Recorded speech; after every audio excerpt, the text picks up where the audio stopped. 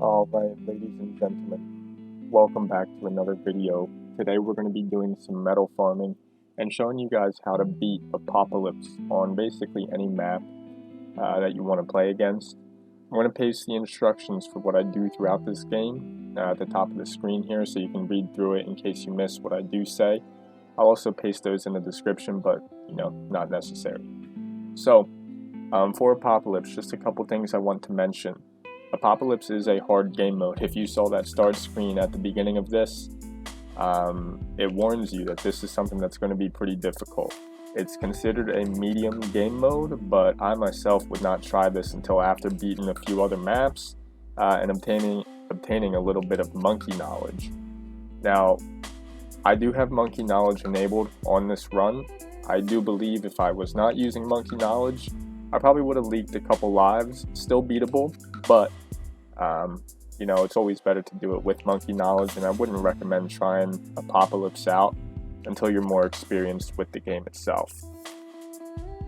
So at the beginning, what we did is we just immediately placed our free dart monkey right down a straight line near the beginning of the map. That's one of the monkey knowledges that I have. Some of the other ones that I have include the level 3 hero, a cheaper hero, as well as the mana shield, which protects you a little bit. But basically what the strategy is you want to place down your free dart as quickly as possible and then place down your hero right after that so they can go ahead and start leveling up. We're going to be using Obyn for this run, and Obyn is the best in my opinion just because when you spawn a level 3 Obyn with the monkey knowledge, you can immediately use his brambles, and that's basically what carried us through the first round here. It popped most of the balloons. And then as soon as you have the money to go ahead and purchase a ninja, go ahead and place him wherever you think a good line of sight would be. One of the upgrades that you get for the Ninja Discipline, it does increase his range a little bit. So the placement isn't all that important, just make sure that they're looking at as much of the track as possible.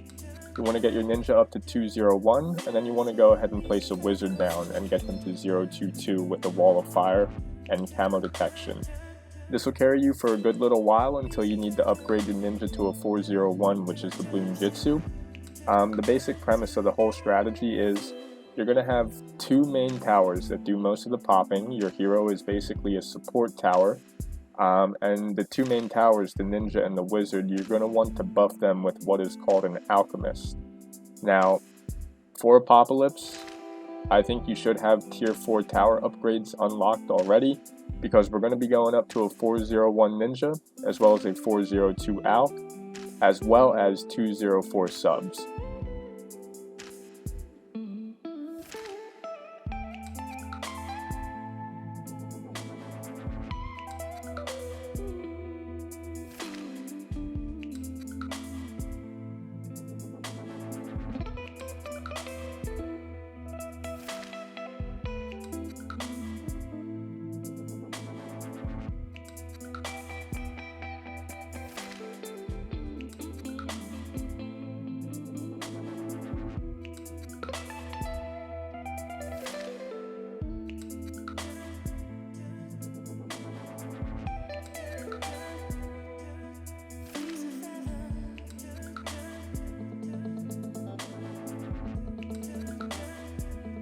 Now, the reason that Apopalypse is so difficult is because you don't get money for completing a round.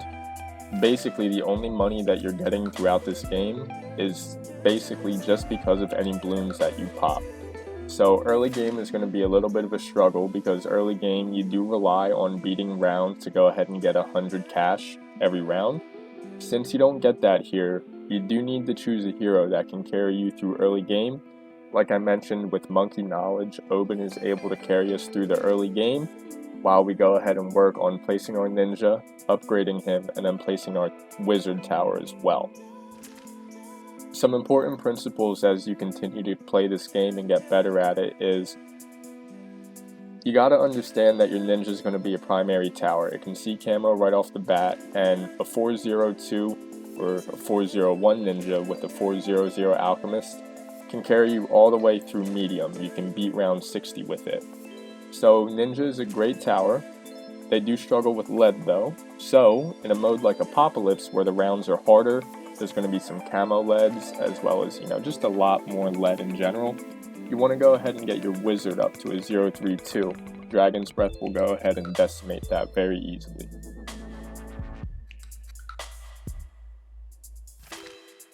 And lastly, we place one of our final towers, the Alchemist. This is just going to buff our primary towers here. We get this up to a 400 as quickly as possible. And then, just to stay safe, I guess, we'll get it up to a 402. I do like to set my Alchemist to strong just because they can target lead balloons as well and pop those. The quicker you can pop lead balloons, the better, because that means its children would be able to be popped by the ninja shortly after. You want to make sure your leads get popped as quickly as possible, so I always end up front loading my defense with lead towers, or towers that can pop lead at the front.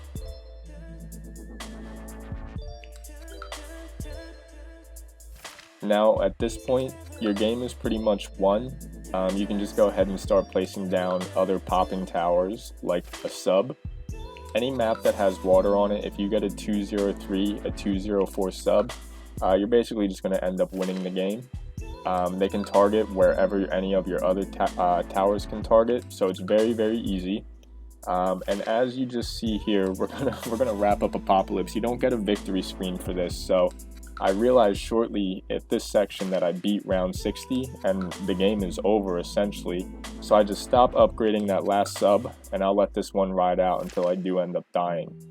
Now, this is going to be a simple blueprint for beating any map that you would need as long as you're able to use these towers. Now, if you're playing a game where towers are restricted, like primary only, military only, or something like that, you can't do this strategy. But for other modes where you can, like Reverse and Apopalypse, just go ahead and do this. Now, if you did like this video, please go ahead, leave a comment, and subscribe. We'll be here making more videos for you guys. Thanks for checking in, and I hope everybody has a great day.